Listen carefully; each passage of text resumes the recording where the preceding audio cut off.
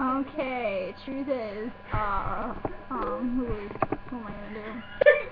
Bradley Solinsky. Yeah, I tried to be extremely dramatic. I don't know how to say your last name, sorry.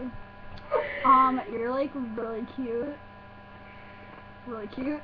You're a really cool guy. Like, when I first started talking to you, like, I was surprised.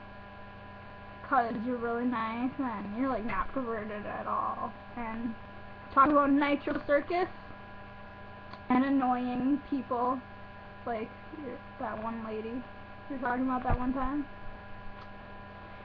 Whew, that's all I got. You should message me sometime soon. Yeah, you're cute. I don't know if I said that already. Can truth is, she don't know you, but she thinks cute.